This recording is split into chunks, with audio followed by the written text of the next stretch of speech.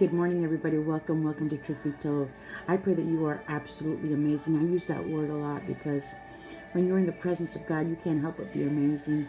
I pray this for every person watching. I pray this for the world, for the nation, for my family, for people I come in contact with. I pray that you get to know and experience God on a level that you never thought was possible.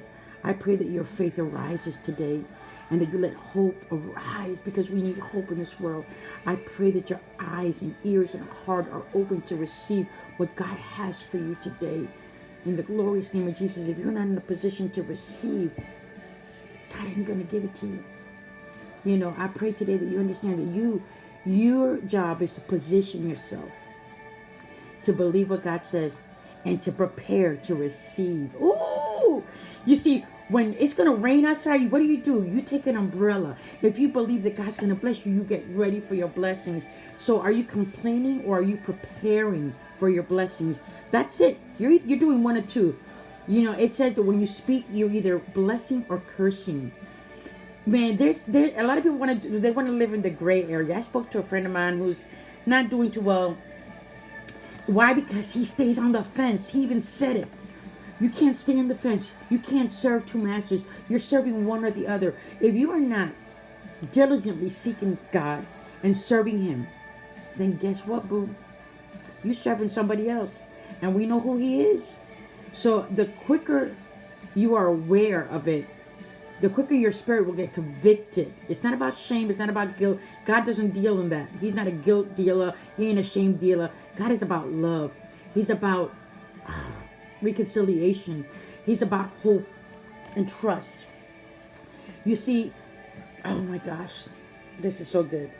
Hope saves us. It lifts us up. It transforms us. Until your soul, till your hope arises inside your soul. This world needs dignity, it needs morality, it needs truth, it needs love.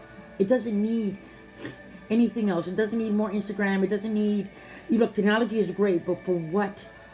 It's poisoning us. It's taking us away from God. Listen, anything that takes you away from the presence of God is meant for your destruction. Anything. It could be a person. It could be a thing. It could be money. Whatever it thing is. So think about what's important to you. Let's think about this.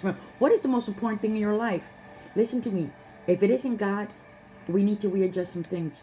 There are things that are important in your life that I'm not saying they're bad, but if they take God's place, then baby, it's bad. So I pray today that whatever it is that's keeping you from the presence of God, you remove it from your life, because if you don't remove it, I'm going to tell you something, girl, or man, or boy, or whoever you are, God's going to remove it. God is a jealous God, not in a bad way.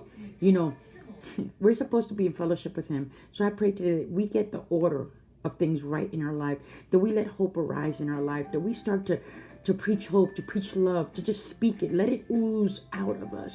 But you know, it's like a sponge. A sponge only squeezes out what it absorbs. Oh, that's so good. So what's oozing out of you? Because you can only give what's inside of you. So what's inside of you? What are you absorbing every single day? Because when we squeeze you, what are we going to get?